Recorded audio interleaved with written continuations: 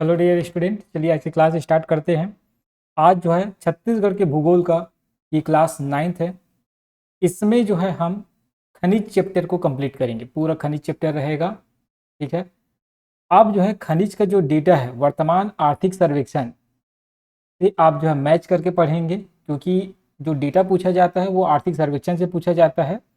ठीक है, लेकिन खनिज कौन कौन से है, किसका भंडार कहाँ कहाँ है, ये सबको हम इस वीडियो में देखेंगे। साथ ही इसमें जो डेटा दिया हुआ है 2014 का है, तो डेटा को हमको याद नहीं रखना है, बस परसेंटेज को याद रखना है और स्थान को याद रखना है कि कहाँ कहाँ जो है खनिज हमको मिलता है। बट बाकी जो भंडार है, अभी वर्तमान में कितना उत्खनन हुआ है ना, कितना रेवेन्यू मिला, ये सबको आप जो है आर्थिक सर्वेक्षण से देखेंगे। और उसका वीडियो जो है ऑलरेडी मैं बना चुका हूँ अपने चैनल पर, तो उसको भी आप जाके देख सकते हैं। ठीक है, आर्थिक सर्वेक्षण के लिए टेंशन लेने की बात नहीं है, उसका वीडियो बना हुआ है तो आप देख सकते हैं। ठीक है, तो चलिए क्लास स्टार्ट करते हैं। डॉक्टर एल वर्मा की किताब है ये, बहुत इंपॉर्टेंट किताब है अगर आप पीएससी और व्यापम की परीक्षा देते हैं तो। अभी संडे को एक पेपर हुआ, उसमें लाइन टू लाइन फिर डॉक्टर एल वर्मा की किताब से पूछा गया था। तो ये आप समझ सकते हैं इसका वैल्यू कितना है। अगर आप इस पुस्तक को नहीं पढ़ते हैं तो आप जो है बहुत बड़ी गलती कर रहे हैं। तो ये आप समझिएगा इसके महत्व को। ये बुक जरूर ओल्ड है, लेकिन इसकी जो महत्ता है आज भी बरकरार है, क्योंकि क्वेश्चन यही से पूछा जाता है। ठीक है, और दावा दावा पत्ती भी आप यहीं से लगा सकते हैं। तो छत्तीसगढ़ का जितना भी मैं बुक पढ़ाऊंगा यहाँ, है ना, हिंदी ग्रंथ अकादमी का हो चाहे फेमस राइटर का हो जो हिंदी ग्रंथ अकादमी से जुड़े नहीं हैं, लेकिन कुछ कुछ राइटर ऐसे भी जिनकी किताब से डायरेक्ट क्वेश्चन मिलता है, तो सबको मैं अपने इस यूट्यूब चैनल में कराऊंगा। आप थोड़ा सा धैर्य रखेंगे, क्योंकि वीडियो बनाने में समय लगता है, टाइपिंग करना पड़ता है, खुद पढ़ना पड़ता है, बिना पढ़े आपको समझा नहीं सकता, है ना। कहीं मिस्टेक हो जाएगा फिर आप ही कमेंट करोगे कि आप क्या पढ़ा रहे हो, है ना। तो उसको पढ़ स्वयं समझना पड़ता है कि क्या कहना चाह रहा है, तो उसका जो है हिंदी में जो इजी भाषा हो सके, इजी वे में आपको जो है मैं समझा सकूँ, इस प्रकार से मुझे पढ़ना पड़ता है, साथ इसको टाइप करना पड़ता है, फिर आपके लिए वीडियो बनाता हूँ मैं। तो समय लगता है ना, अच्छा काम करने में थोड़ा समय लगेगा, पर जो धैर्य बना के रखेगा यहाँ, उसको निश्चित ही मैं बोल सकता हूँ बहुत फ़ायदा होगा और कहीं ना कहीं वो एग्ज़ाम क्रैक करेगा, ये मेरा गारंटी है।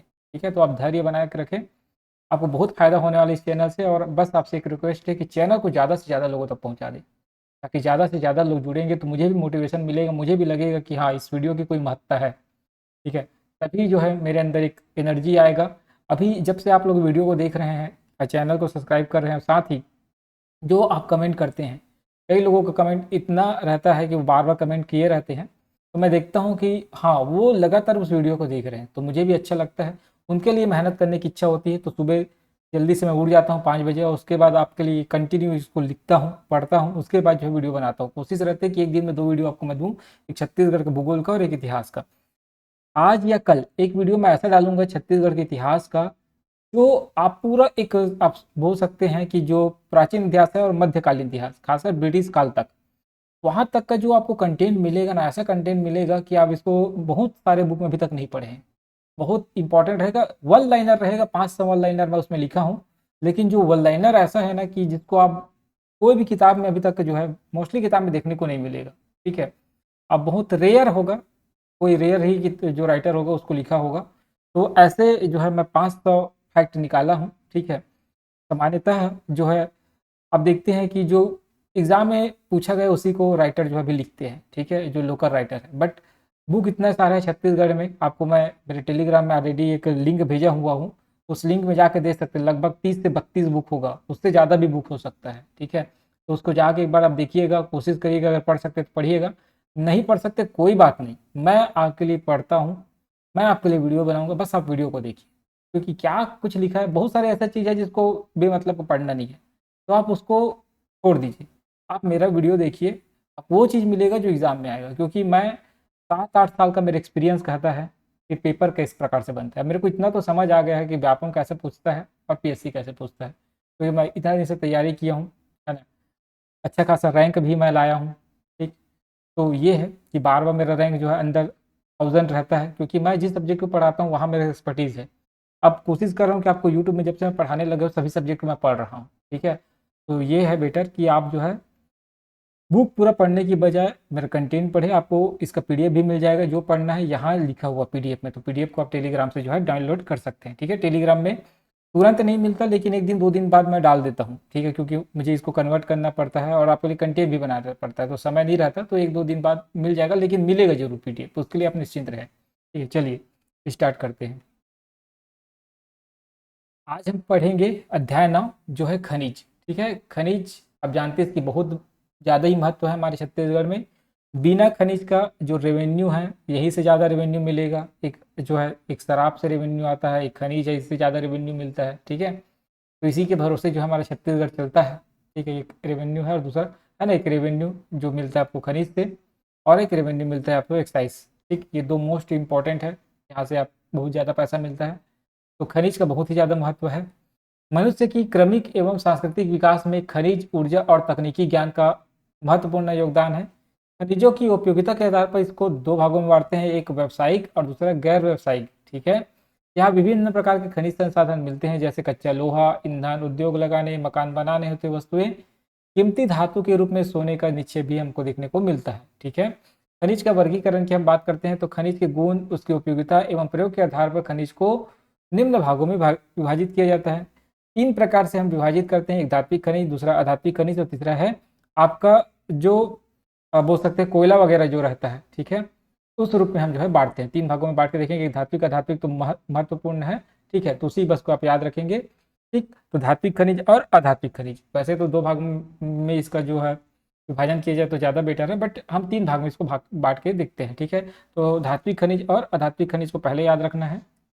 ठीक है, उसके बाद जो है पेट्रोलियम पदार्थ वगैरह आएगा, उसको एक तीसरे भाग में हम रख लेंगे। तो धात्विक खनिज की बात करते हैं तो इसको 5 भागों में रखा गया है। पहला लौह है इसका, दूसरा है लौह मिश्र धातुएं। ठीक है, लोहा और अन्य धातुओं को मिलाकर जब बनाते हैं उसका एलॉय बनाया जाता है ना। तो लौह मिश्र धातुएं जैसे manganese, chromium, cobalt, molybdenum, nickel, tungsten, vanadium और फास्फोरस इत्यादि के साथ। ठीक है, अलौह का बक्साइड, तांबा, सीसा, टीन, जस्ता आदि। बहुमूल्य धातु जैसे सोना, चांदी, प्लेटिनम आदि, है ना, परमाणु ईंधन, यूरेनियम, थोरियम आदि। तो ये 5 भागों में जो है हम धात्विक खनिज को बांटते हैं। ठीक है, अब उसके बाद बात करते हैं अधात्विक खनिज। तो अधात्विक खनिज को 3 भागों में बांटते हैं, जैसे उर्वरक खनिज, नाइट्रेट, पोटास, फास्फेट। ठीक है, मणि खनिज जैसे हीरा, पन्ना, लाल, मरकत, ओपल इत्यादि। भूद्रव्य खनिज जैसे जिप्सम, नमक, अभ्रक, गंधक, चूना, पत्थर इत्यादि।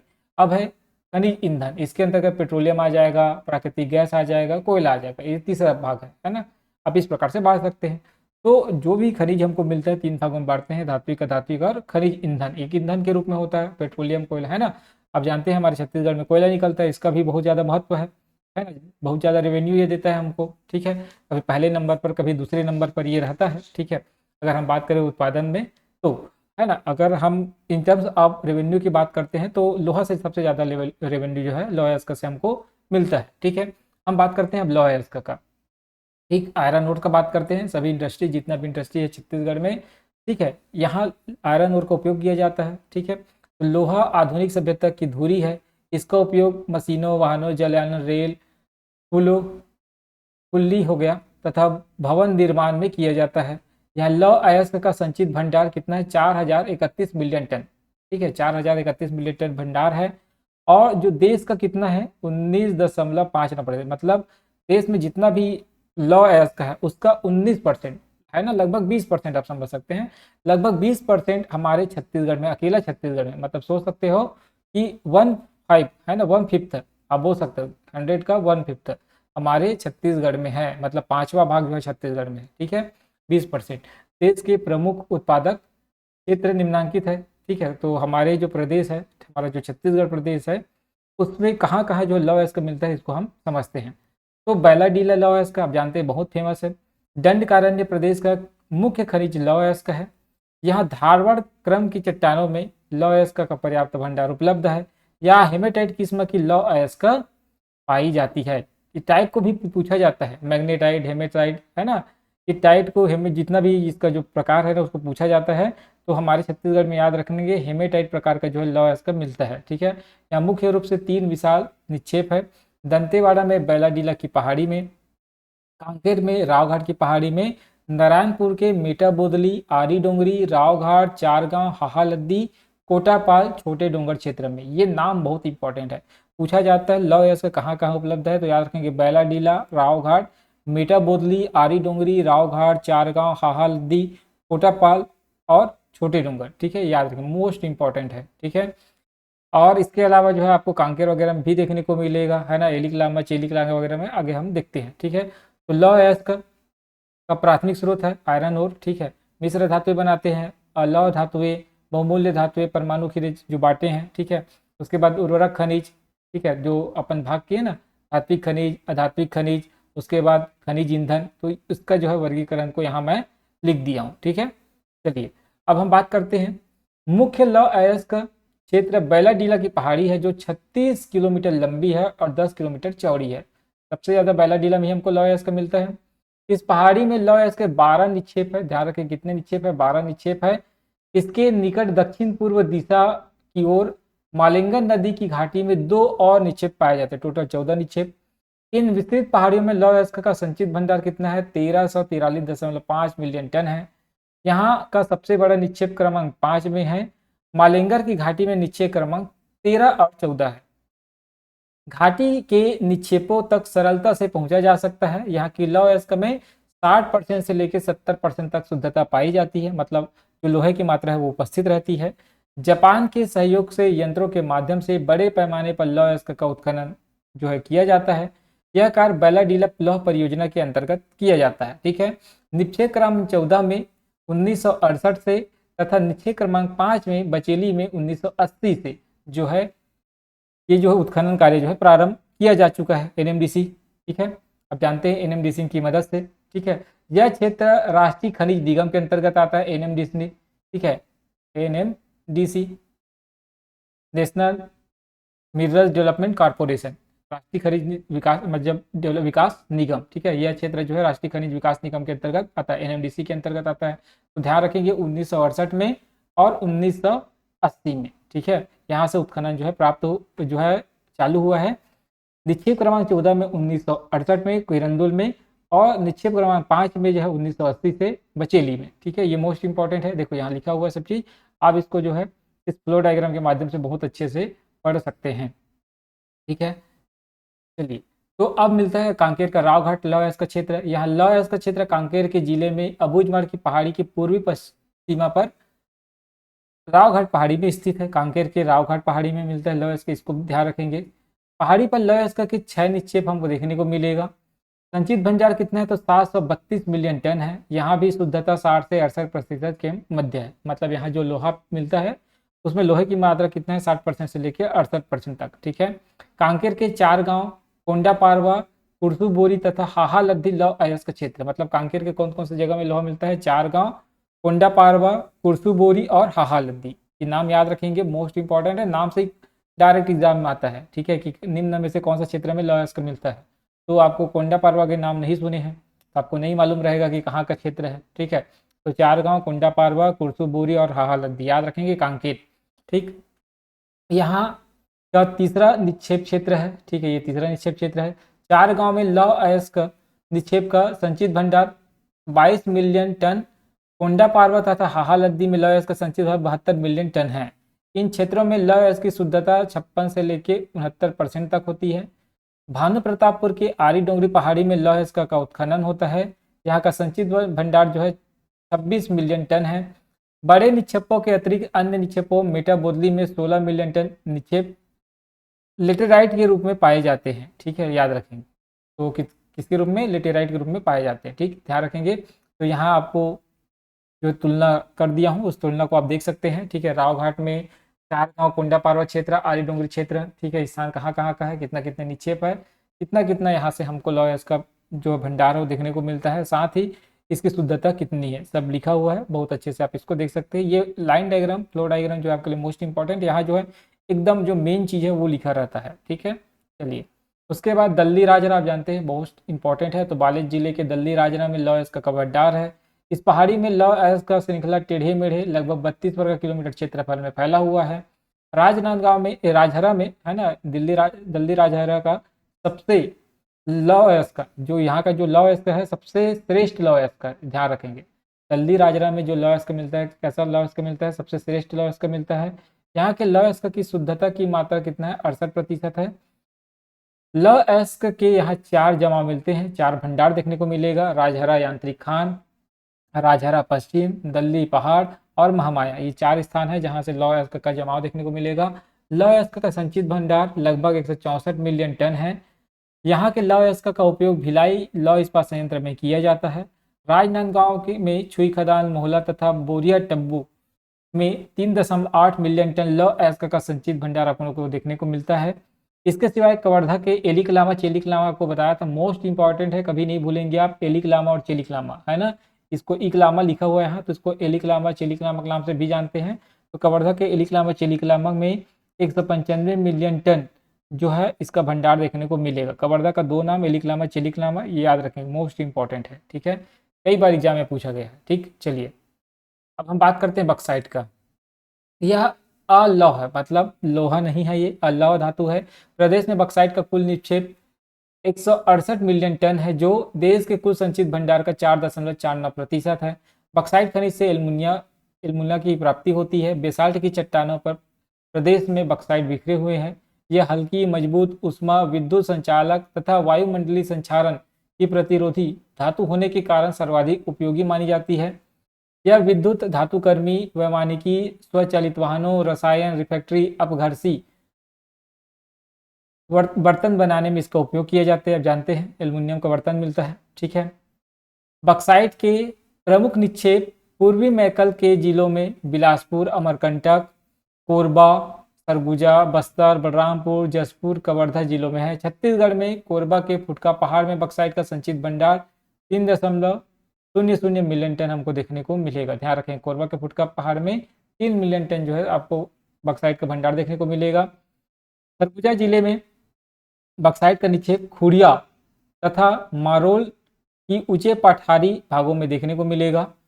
खुड़िया पठार के पंडुपाट, तैनपाट, मुरही, रेमी, दालो नीमपाली, बिचौला, पटियागढ़ पहाड़ी, फ्लौरा पहाड़ी, चूना पानी पहाड़ी, दमपार और डेहरा पार में आपको जो है बक्साइट का जो है निक्षेप देखने को मिलेगा, भंडार देखने को मिलेगा। तो ये नाम जो है, ये नाम आपको पढ़ के एक बार में याद नहीं होगा, कई बार पढ़ना पड़ेगा, तभी जो है ये नाम आपको याद होगा, क्योंकि नाम ऐसा ऐसा रहता है जिसको आप नहीं सुने रहते। आप उस एरिया के हैं तब तो कोई दिक्कत नहीं है, अगर आप उस एरिया के नहीं हैं तो आपको दिक्कत होगा। अगर आप मध्य छत्तीसगढ़ के हैं तब तो ऊपर और नीचे के जो क्षेत्र है वहाँ का नाम याद करने में आपको तकलीफ होगा। अगर आप ऊपर क्षेत्र के हैं तो मध्य क्षेत्र और नीचे का क्षेत्र का नाम आपको याद करने में तकलीफ होता है, ठीक है। तो याद रखेंगे, क्योंकि जो जहाँ रहता है वहाँ के एरिया से वो वाकिफ रहता है और वहाँ का नाम उसको जल्दी याद होता है, ठीक है। तो मध्य क्षेत्र का जो छत्तीसगढ़ में रहते हैं, मध्य छत्तीसगढ़ में, उनको जो है आसपास के एरिया का नाम जल्दी याद होता है, लेकिन ऊपर और नीचे का जो एरिया का नाम है वो याद नहीं होता।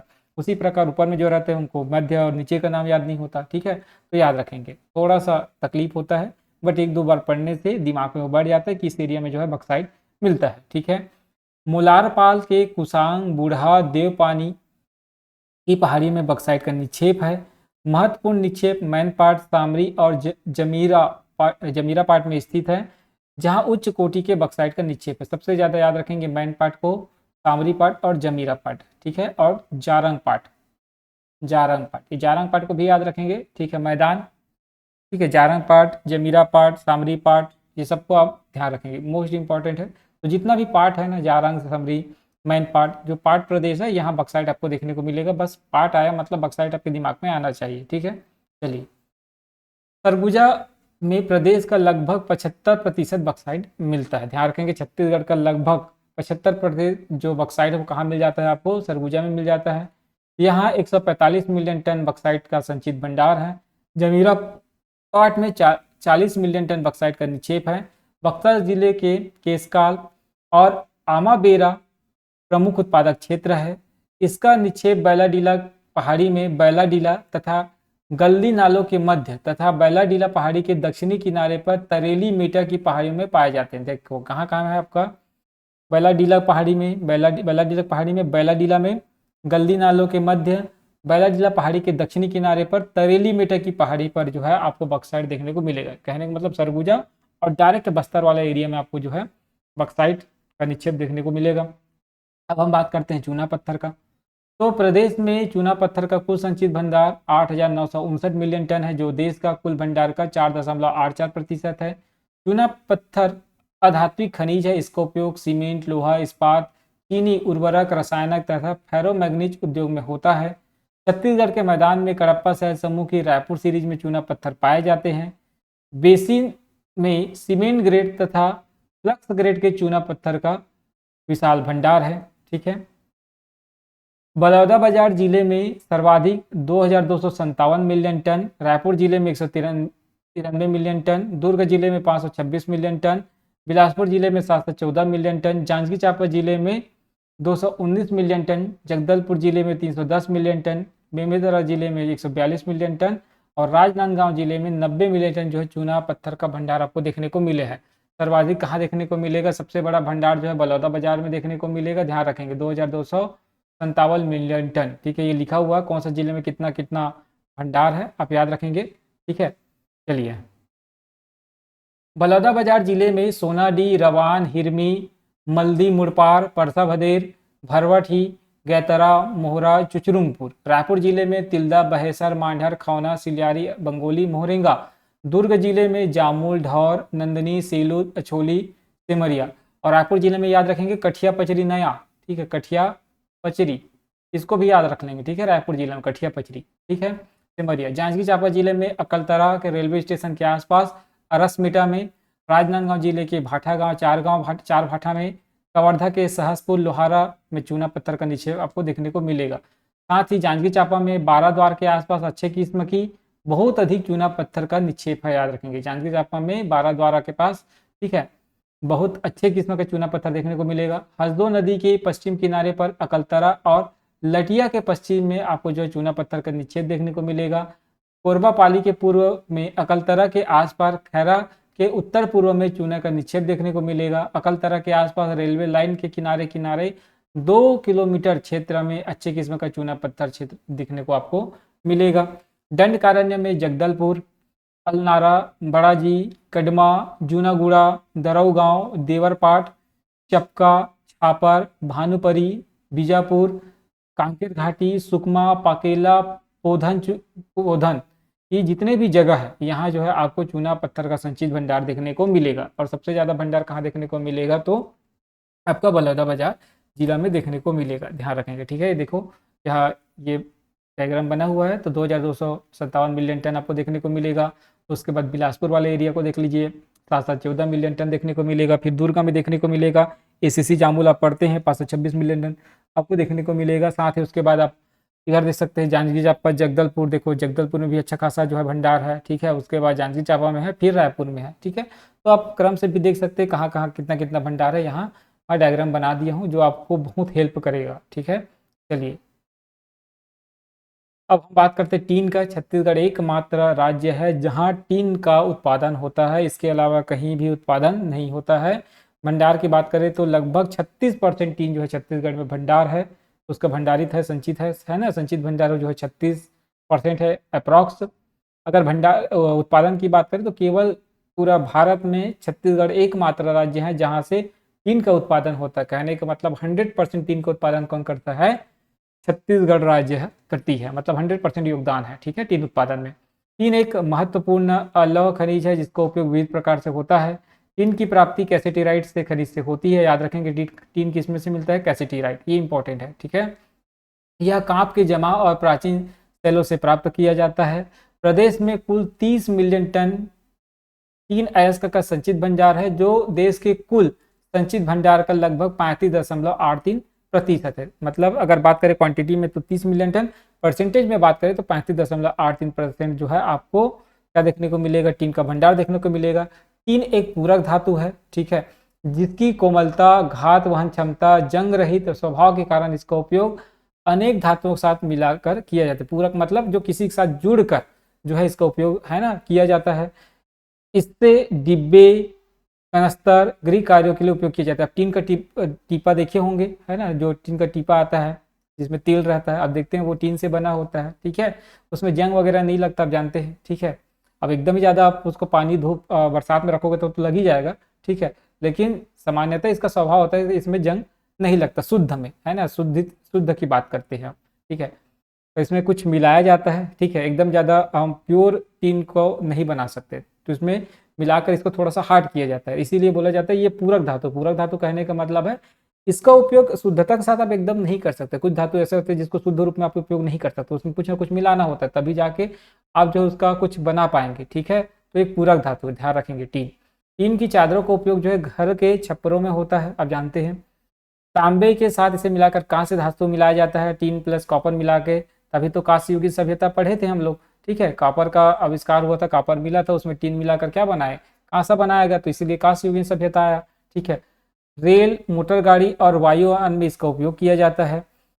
प्रदेश में इसका सर्वाधिक संचित भंडार दंडकारण्य में है, ध्यान रखेंगे। सबसे ज्यादा टीन कहाँ है, दंडकारण्य में। झीरम वाला घाटी वाले क्षेत्र को याद रखेंगे आप, मोस्ट इंपॉर्टेंट, ठीक है।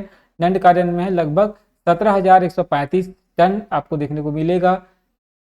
दंतेवाड़ा के कटे कल्याण, पड़ापुर में टीन अयस्क का निक्षेप है। सुकमा के चिंतलनार, गोविंदपाल, मूनपाल, कच्चीरास, चियूरवाड़ा और तोंगपाल, ठीक है। और झीरम घाटी, ये वाला क्षेत्र को आप याद रखेंगे, ठीक है। यहाँ टीन आपको देखने को मिलेगा। तो यहाँ सबसे ज़्यादा इंपॉर्टेंट है कि कटेन कल्याण, झीरम घाटी, चिंतलनार, गोविंदपाल, मुंडवाल, ये नाम कई बार पूछा गया है, ठीक है। ये तोंगपाल, ये नाम, इतना जो नाम जिसको मैं घेरा किया हूँ, ये एग्जाम में डायरेक्ट पूछा गया है नाम, ये सब नाम याद रखें। एक झीरम घाटी को भी याद रखेंगे और, ठीक है। तो इतना नाम जो है डायरेक्ट पूछा गया है। अब एग्जाम में क्वेश्चन पूछा जा सकता है, अगर टीन से पूछेगा तो पड़ापुर में मिलता है, कच्ची रास में मिलता है, चियूरवाड़ा में मिलता है, ठीक है। और यहाँ कितना है, 1702 टन जो है आपको टीन का भंडार देखने को मिलेगा, ठीक है। तो ये इंपॉर्टेंट है। तो नाम का बहुत ज़्यादा महत्व है, नाम से ही क्वेश्चन बनता है ना। आपको डायरेक्ट पूछ देगा टीन उपलब्ध होता है या टीन का निक्षेप है, ठीक है, या टीन का भंडार है, और ये नाम, चार नाम दे देगा आपको, मोस्ट इंपॉर्टेंट, क्योंकि आप देखेंगे व्यापम का यही ट्रेंड रहा है, ठीक है। तो मोस्ट इंपॉर्टेंट है। अगर कथन कारण में देना होगा तो भी ये नाम के साथ जो है कथन कारण वाला क्वेश्चन बनाया जा सकता है, ठीक है। चलिए, तो याद रखेंगे टीन मोस्ट इंपॉर्टेंट है। क्यों मोस्ट इंपॉर्टेंट हो जाता है, क्योंकि केवल छत्तीसगढ़ इसका उत्पादन करता है। तो इसका जितने भी जगह है उस जगह का नाम तो बिल्कुल नहीं भूलना है भाई, जो अकेला हो, ठीक है, और जो लास्ट हो, है ना, जो सबसे प्रथम हो, जो एकमात्र हो और जो सबसे लास्ट हो, इसका नाम कभी आप भूलेंगे नहीं, है ना। जैसे प्रथम कौन होता है, अंतिम कौन होता है, या कोई कुछ कितना ज़्यादा फेमस है, तो आप ऐसे व्यक्तित्व को याद रखते हैं ना, उसी प्रकार आप भूगोल में भी याद रखेंगे, ठीक है।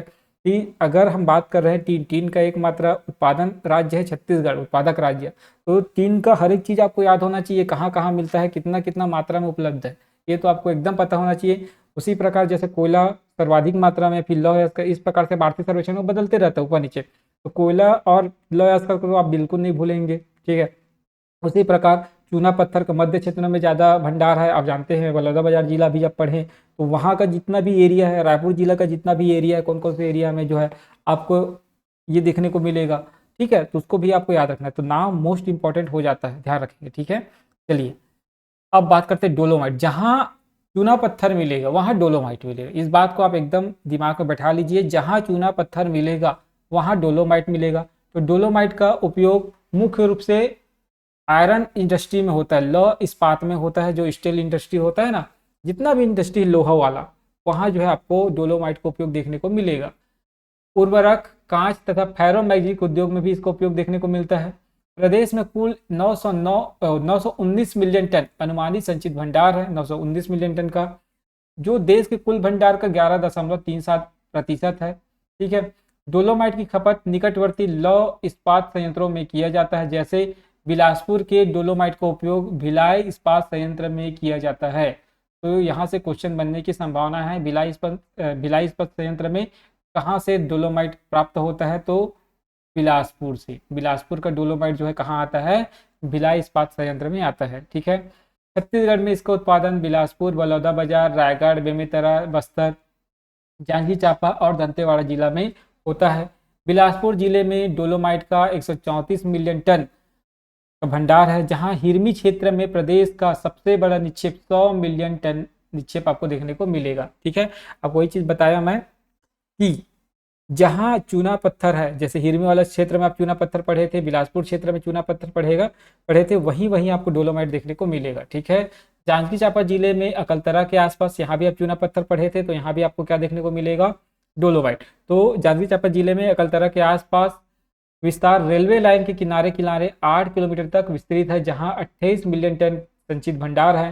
बलौदाबाजार जिले में डोलोमाइट का निक्षेप पटपर के दक्षिण पश्चिम भाग में, भाटापारा रेलवे स्टेशन के पूर्व में, भाटापारा बलौदाबाजार मार्ग में तथा भाटापारा के दक्षिण में डोलोमाइट का 28 मिलियन टन जो है भंडार आपको देखने को मिलेगा। बेमेतरा जिले में डोलोमाइट का निक्षेप मोभाटा, कोदवा, ताला में आपको देखने को मिलेगा। यहाँ डोलोमाइट का संचित भंडार कितना है? 28 मिलियन टन है। दंडकारण्य में डोलोमाइट का निक्षेप कोलाब नदी के किनारे, कहाँ मिलेगा आपको देखने को? कोलाब नदी के किनारे 45 मिलियन टन जो है निक्षेप देखने को मिलेगा।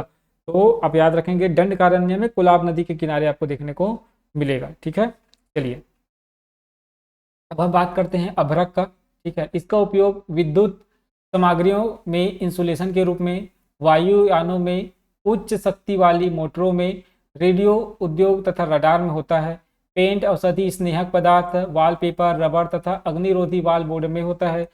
प्रदेश में बस्तर, जसपुर, बिलासपुर, रायपुर जिलों में अभ्रक का निक्षेप पाया जाता है।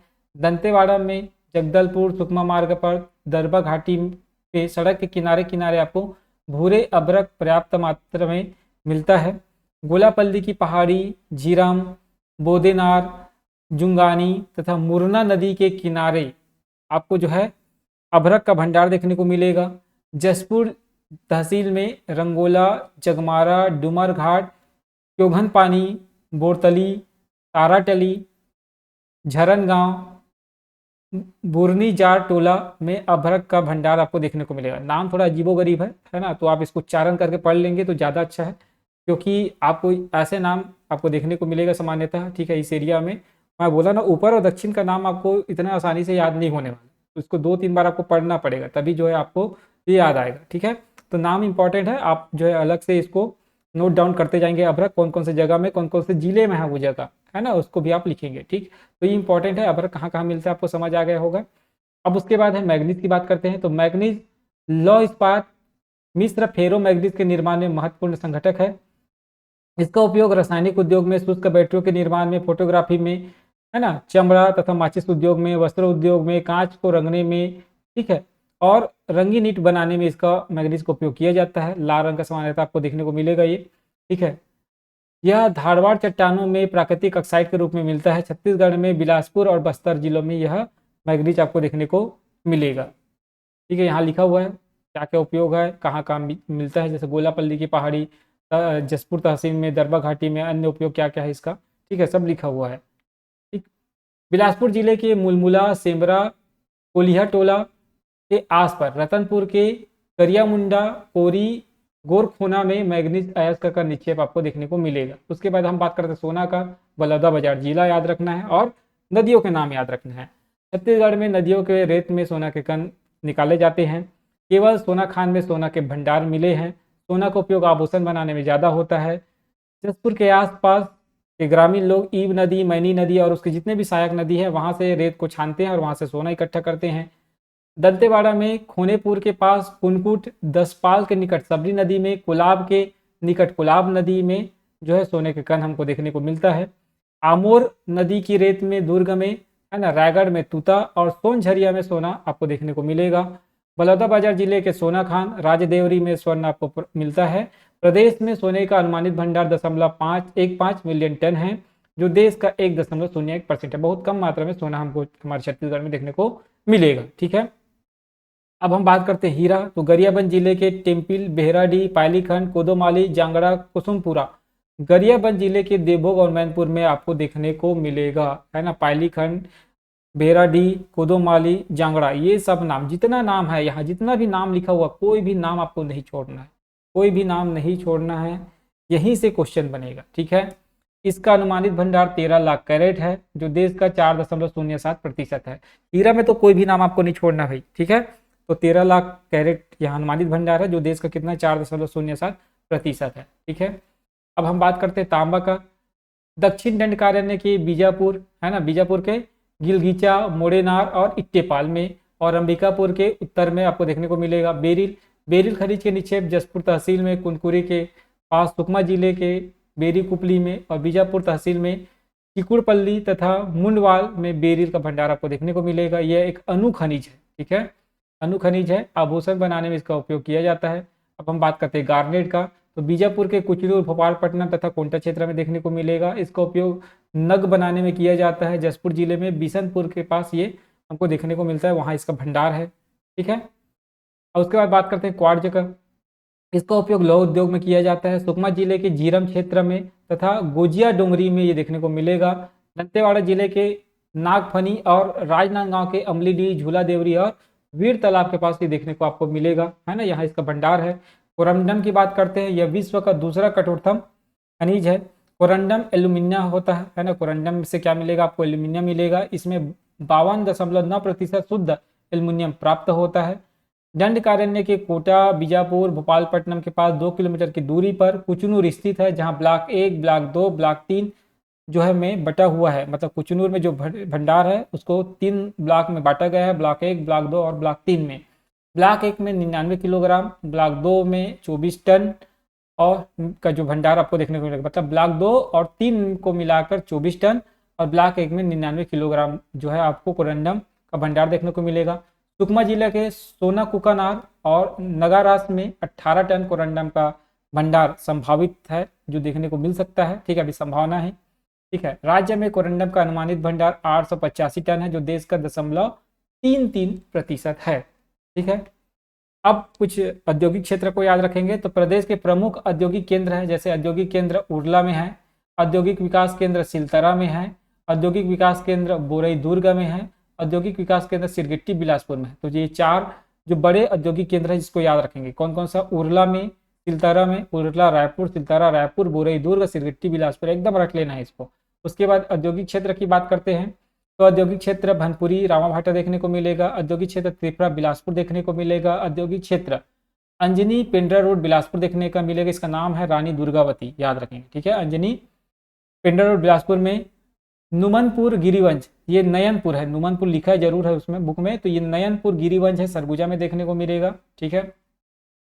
हरिन छबरा कबीरधाम में देखने को मिलेगा। बीरकोनी महासमुंद, कई बार पूछा गया, बीरकोनी एडीओ एग्जाम में आया था अभी, ठीक है, मोस्ट इंपॉर्टेंट है, बीरकोनी तो छूटेगा ही नहीं, ठीक है, याद रखना, ठीक। उसके बाद बृहद औद्योगिक क्षेत्र की बात करते हैं, तो दागोरी बिलासपुर में देखने को मिलेगा, लारा रायगढ़ और तिल्दा रायपुर, ठीक है। यहाँ जो है आपको क्या देखने को मिलेगा, बृहद औद्योगिक क्षेत्र देखने को मिलेगा, ठीक है। चलिए, अब प्रस्तावित औद्योगिक क्षेत्र है सिलपहरी, बिलासपुर, गंगापुर खुर्द, सरगुजा, ठीक है, गंगापुर खुर्द सरगुजा बोलते हैं, ठीक है, याद रखेंगे। उसके बाद प्रस्तावित औद्योगिक क्षेत्र है जैसे टेकनार, दंतेवाड़ा, कापन, झांसी चांपा, महरूम खुर्द, राजनांदगांव, श्यामातरई या श्यामतरई धमतरी में, तेंदुआ रायपुर, बरतौरी रायपुर में है, प्लास्टिक पार्क भी है, पवनतला, विजयतला, राजनांदगांव, कांकेर है ना, कांकेर जिला में, और जसपुर नगर जसपुर में। इसके अलावा और बहुत सारे हैं औद्योगिक क्षेत्र, याद रखेंगे, ठीक है। साथ ही नई औद्योगिक नीति को भी आपको याद रखना है, ठीक है, जिसको आप आर्थिक सर्वेक्षण चैप्टर से भी देख सकते हैं। साथ ही जो औद्योगिक नीति है उसको अलग से भी जो है आप पढ़ सकते हैं, ठीक है, वहाँ से क्वेश्चन बनने की संभावना है, ठीक है। किसको किसको उच्च श्रेणी, मध्य श्रेणी और निम्न श्रेणी में बांटा गया है, उससे वो क्वेश्चन बनता है, ठीक है। तो इसको भी याद रखें, क्योंकि वहाँ निवेश का प्राथमिकता रहती है, तो निवेश वाला पोर्शन को आपको बहुत अच्छे से याद रखना है उसमें, ठीक है। तो ये रहा दोस्तों आपका खनिज चैप्टर। तो इसी के साथ हमारा खनिज समाप्त होता है। मैं इस वीडियो में आपको बोल देता हूँ कि खनिज इतना ही पर्याप्त नहीं है, ठीक है। ये हम डॉक्टर एल एन वर्मा की किताब पढ़ रहे हैं, इसलिए हम उसमें जितना लिखा है उसको मैं आपको पढ़ाया हूँ, लेकिन मैं आपको एक बार फिर बोलता हूँ, खनिज इतना ही पर्याप्त नहीं है। इसके अलावा अन्य जगहों में भी ये खनिज मिलता है, ठीक है। उसको अगर आपको देखना है तो ऑलरेडी मेरा यूट्यूब में और भूगोल का वीडियो बना हुआ है एनिमेशन के साथ, उसको जाके आप देख सकते हैं। अगर फिर से आप बोलेंगे तो ये जब कंप्लीट हो जाएगा, ये वाला जो चैप्टर है, मतलब ये जो डॉक्टर एल एन वर्मा की किताब एक बार जब कंप्लीट हो जाएगा तो फिर अपडेटेड डाटा के साथ फिर एक बार आपको भूगोल में पढ़ा दूंगा, ताकि आपका रिविजन भी हो जाएगा और आपका जो है ये चैप्टर और अच्छे से स्ट्रांग हो जाएगा, ठीक है। चलिए, आज की वीडियो यही समाप्त करते हैं। चैनल पर पहली बार आए हैं तो प्लीज़ आप चैनल को जरूर सब्सक्राइब करिएगा, यही आपसे रिक्वेस्ट है। चलिए, एंड करते हैं क्लास आज की।